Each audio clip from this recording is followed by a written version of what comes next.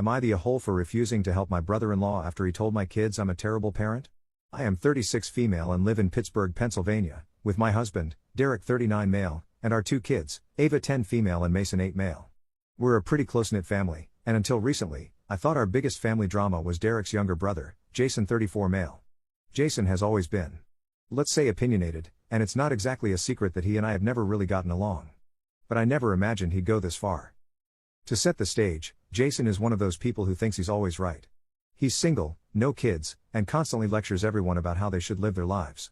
He's made comments about my parenting in the past, passive-aggressive stuff like, "I don't know how you have the patience for all that noise," or, "If I had kids, I'd never let them eat junk food." I usually just ignore it because I don't have the energy to argue, and honestly, I didn't think he meant any harm. Spoiler, I was wrong. Last weekend, Jason came over for a family dinner. Derek had invited him, which I was fine with. I can tolerate Jason for a few hours. Things were going okay at first. The kids were excited to see their uncle, and Jason brought them little gifts, which seemed sweet. But as the night went on, I started noticing little digs here and there. "Mason, is that your third soda?" Jason asked, raising an eyebrow. "You know too much sugar isn't good for you, right?" "It's his second," I said, forcing a smile. "He's allowed to have a treat on the weekend."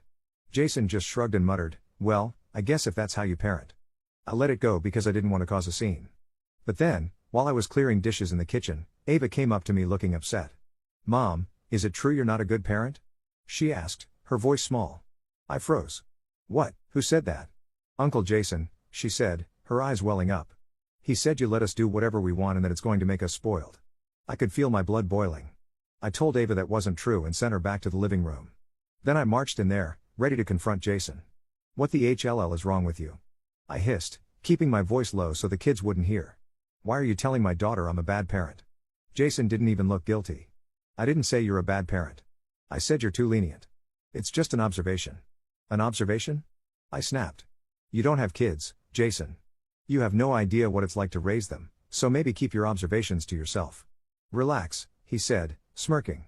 "Kids are resilient. She'll forget about it." I was livid. Derek tried to intervene, saying, "Let's all calm down," but I wasn't having it. "You need to apologize to Ava," I told Jason. "Right now." Jason just rolled his eyes. "I'm not going to apologize for telling the truth." At that point, I was done. I told Jason to leave, which he did, but not before muttering something about how I can't handle criticism. Derek stayed quiet through the whole thing, which honestly made me even angrier. After Jason left, I sat down with the kids to reassure them. Ava was still upset, and Mason, who's usually the more carefree one, asked me, "Mom, why does Uncle Jason think you're a bad mom?" I felt like my heart was breaking.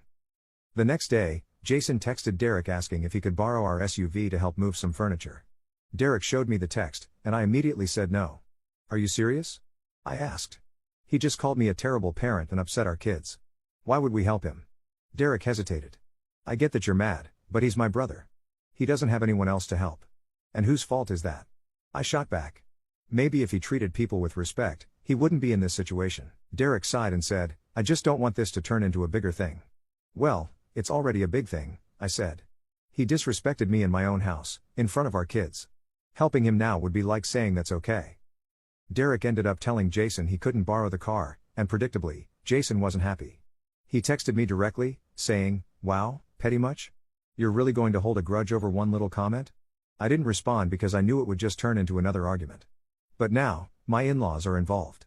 Derek's mom called me, saying Jason told her I was overreacting and that I'd kicked him out over nothing. She asked me to be the bigger person and let it go, but I told her I wasn't ready to forgive him. Now the family is divided. Derek's parents think I'm being too harsh, but my own parents who I told about the situation are on my side. Even Derek is torn. He says he understands why I'm upset, but he also thinks we should try to move past it for the sake of the family. But here's the thing, this isn't the first time Jason has crossed a line. He's made snide comments about my cooking, my job, even the way I decorate our house. I've always let it slide for the sake of peace, but going after my kids is where I draw the line. I feel like if I let this go, I'm teaching Ava and Mason that it's okay for people to treat us badly, and that's not a lesson I want them to learn. Am I the a-hole for refusing to help my brother-in-law after what he said? Should I be the bigger person, or is it okay to stand my ground? I feel like I'm caught between protecting my family and keeping the peace, and I don't know what the right answer is. What would you do?